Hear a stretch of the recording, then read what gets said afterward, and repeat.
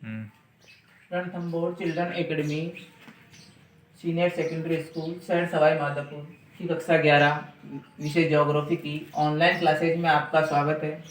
आज अपन अध्याय 3 के अपवाद तंत्र का अपन आज अध्ययन करेंगे। इससे पहले जो क्लास थी अपनी उसमें अध्याय 2 के जो अपना संरचनात्मक भू आकृति विज्ञान था उसका अपन विस्तार से अध्ययन कर रहे थे, परंतु अपन माध्यमिक शिक्षा बोर्ड द्वारा जो आयोजित अपना सिलेबस है उसमें जो भारत के भौतिक पर्यावरण जो अपनी बुक है उसका दूसरा जो अध्याय है वो अपने सिलेबस में से हटा दिया गया है। हटाने के कारण अपन क्या करेंगे, जो दूसरा पार्ट अपना जो भू आकृति अपन उसका अध्ययन कर रहे थे, अपन आज हिमालय पर्वत वाले इसका अध्ययन करते, परंतु जो नया अपना सिलेबस जारी किया गया माध्यमिक शिक्षा बोर्ड द्वारा उसमें अपन क्या करेंगे, आज दूसरा पार्ट हटाने के कारण अपन आज नए तीसरा जो पार्ट है भारत के भौतिक पर्यावरण वाली बुक में उसमें अपन अपवाद तंत्र है उसका आज अपन विस्तार से अध्ययन करेंगे। अपन पहले बात करते हैं बेटा अपवाद तंत्र कहते किसे हैं। अपवाद तंत्र तो होता है कि जैसे निश्चित वाहिकाएं होती है, मतलब छोटी छोटी जो नालियां हैं, जैसे अपन नदियां होती है, नदियां तो विशाल रूप होती है, इसके अलावा छोटे छोटे जो नाले होते हैं वाहिकाएं होती है, उन वाहिकाओं के माध्यम से एक विशाल रूप का नदी का आकार बनता है। तो निश्चित जो वाहिकाएं होती है, निश्चित वाहिकाओं के माध्यम से हो रहे जल प्रवाह को अपवाह कहते हैं। आपसे कोई पूछे परिभाषा क्या है कि निश्चित वाहिकाओं के माध्यम से हो रहे जल प्रवाह क्या कहते हैं बेटा, अपवाह कहते हैं। अब अफवाह आप पता बेटा नदियों का अपन ज्यादातर नदियों का करते हैं। आपने देखा होगा नदियां हैं, नदियों में बाढ़ भी आती है, परिघटनाएं होती है, उन भाई विशाल सारी जो एक जगह के विशाल मात्रा में एक इकट्ठा जल करते हैं तो वहां पर बाढ़ भी आती है। ठीक है, नदियां 12 मासी भी होती है। ठीक है, जो बारिश के समय क्या होता है ज्यादा जल प्राप्त करती है, गर्मी में क्या होती है सूखी भी रहती है। तो सूखी रहने के कारण क्या होता है उनमें अलग अलग अपवाद तंत्र देखने को मिलता है। जैसे अपन अपन बात करते हैं बंगाल खाड़ी वाला अपवाद तंत्र, अरब सागर पर जो नदियां बंगाल खाड़ी में गिरती है तो बंगाल खाड़ी का अपवाद तंत्र कहलाएगा। जैसे आप कह सकते हैं कि हिमालय पर्वत से जो जाने वाली नदियां हैं वो कहाँ उसका सारा जल कहाँ लेके जाती है, बंगाल खाड़ी में लेके जाती है। और अपन दक्षिण भारत में करते हैं बात, जैसे पश्चिमी घाट है, कौन सा घाट है, पश्चिमी घाट है, उसे सारी जो पश्चिम घाट ऊंचा है पूर्वी घाट नीचा है, तो पश्चिम घाट से निकलने वाली नदियां कहाँ जाती है, पूर्वी घाट की ओर जाती है। जाएगी क्या होगा, सारा जल कहाँ लेके जाएगी, बंगाल खाड़ी में लेके जाएगी, और कुछ अरब सागर की ओर भी जाती है। और इसमें क्या होता है जो कोई स्थान होता है उससे अलग उसका जल का बंटवारा हो जाता है।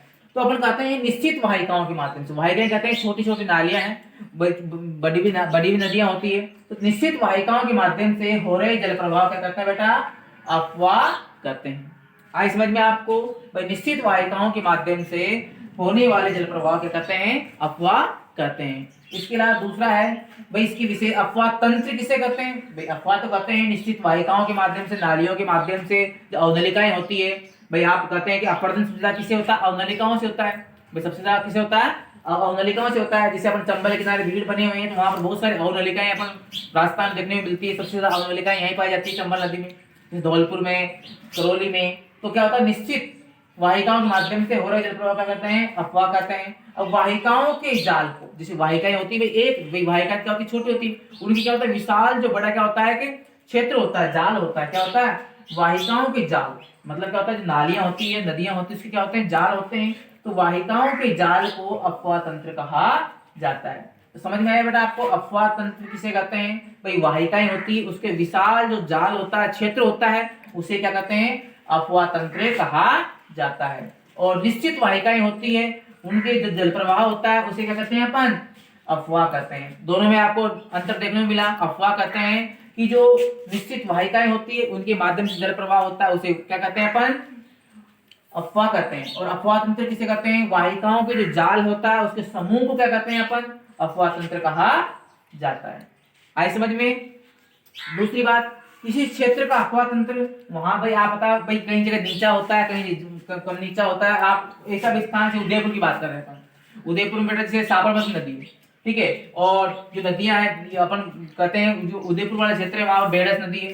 भाई जिस नदियां निकलती है तो वहां एक जगह से दो नदियां निकलती है पास पास में से, एक ही पहाड़ में से, पर एक का अपवाह तंत्र किधर, एक का क्षेत्र बहाव क्षेत्र किधर अरब सागर की ओर, एक का कहां पर बंगाल खाड़ी की और। तो एक स्थान होता है वहां पर क्या होता है अलग क्षेत्र में पानी का बंटवारा होता है, वो क्या अपवाह तंत्र का है। जैसे किसी क्षेत्र का अपवाह तंत्र, भाई किसी क्षेत्र में कहीं जब ऊंचा रह गया तो उसका पानी उधर जाएगा, उसका उधर।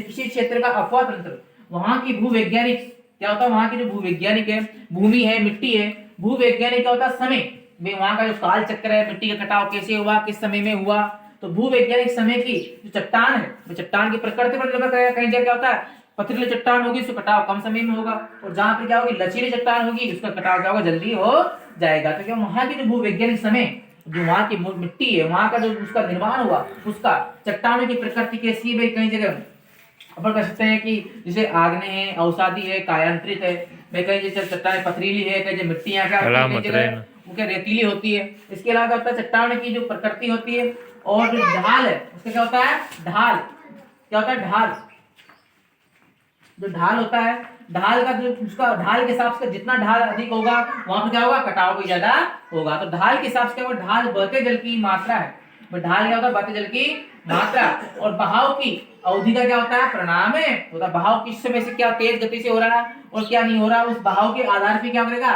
जो अपवाद तंत्र निर्भर करेगा, भाई जितना बहाव तेज होगा उसका अपवाद तंत्र उस पर निर्भर करेगा।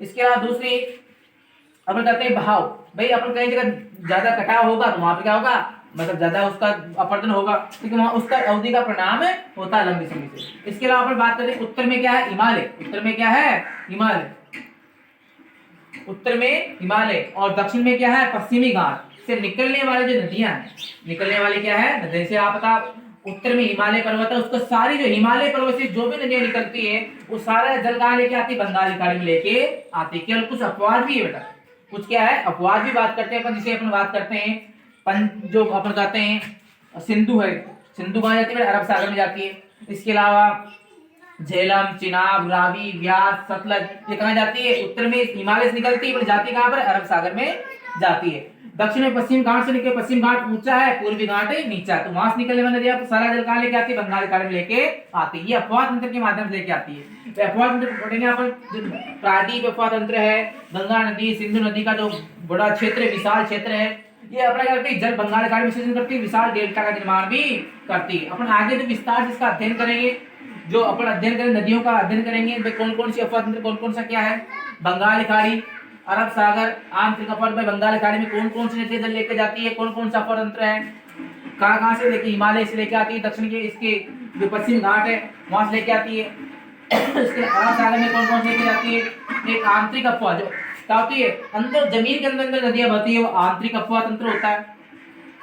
बाकी का जो अपना अध्ययन है अगली क्लासेज में आपको अध्ययन करेंगे, आपको समझ में आएगी, क्योंकि अपना दूसरा जो अध्याय अपन उसको कर लेते हैं, एक बार फिर रिपीट कर रहा हूँ, भू आकृति विज्ञान जो अपने जो पाठ्यक्रम उसमें से हटा दिया गया है, तो अपने तीसरे अध्याय का अपना अध्ययन किया अपवाद तंत्र, और आगे का अपना अध्ययन अगली क्लासेज में करेंगे।